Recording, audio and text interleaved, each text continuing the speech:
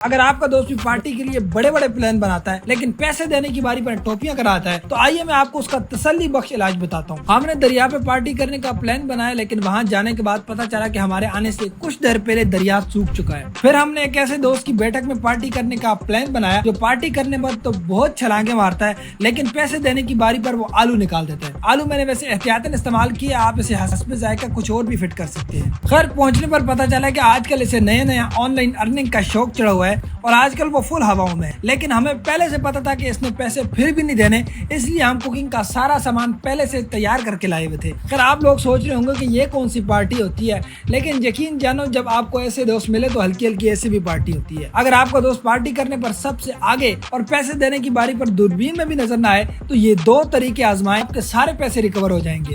Number 1، جب اسے پیسے ڈیمانڈ کریں گے تو اس کا پہلا جملہ یہ ہوگا کہ میرے پاس ابھی پیسے نہیں ہیں، ابھی تم دے دو، میں تمہیں بعد میں دے دوں گا۔ اس کے بعد کا مطلب قیامت والے دن اکٹھا حساب کتاب کر لیں گے۔ پیسے نکالنے کے لیے سب سے پہلے آپ کو 2 بڑے مشٹنڈوں کی ضرورت ہوگی اور آپ اس کا نیفا یعنی ناڑے والی پراپر جگہ کا سارا معائنہ کریں گے۔ اگر آپ کو وہاں پر بھی کچھ نہ ملے تو اس کی جرابیں چیک کریں، لیکن اپنے رسک پر، کہیں پارٹی کا سارا مزہ نہ خراب ہو جائے۔ پھر آپ نے اس کے دونوں جیبوں کی زبانیں باہر نکال دینی ہے اور جو کچھ ملے اسے اچھی طرح سے چیک کرنا ہے۔ اگر آپ کو اس میں سے 10 روپے کا نوٹ بھی مل جائے تو بہت بڑی غنیمت ہے، لیکن پھر بھی آپ کو کچھ نہ ملے تو اس کے موبائل کے بیک سائڈ کور میں سے جتنے بھی پیسے ملے وہ سارے آپ کے ہیں۔ اس کے بارے میں اقبال نے کہا تھا نا کہ جس کھیت سے دہقاں کو میسر نہ ہو روزی، اس کھیت کی ہر خوشہ گندم کو جلا دو۔ تو پھر اس دوست کی جو قیمتی چیزیں آپ کو ملے وہ ساری کی ساری اٹھا کے بیچ دو۔ خیر سلاد بالکل تیار ہو چکا ہے اور ساتھ ساتھ کوکنگ بھی جاری ہے۔ اگر یہ سب دیکھ کے آپ کے منہ میں پانی آ رہا ہے تو کوئی بات نہیں، جو غریبوں کا حصہ آپ نے فریج میں چھپا کر رکھا ہوا ہے اسے نکالیں اور میرے اس دوست جیسے 2-3 اور دوست ڈھونڈیں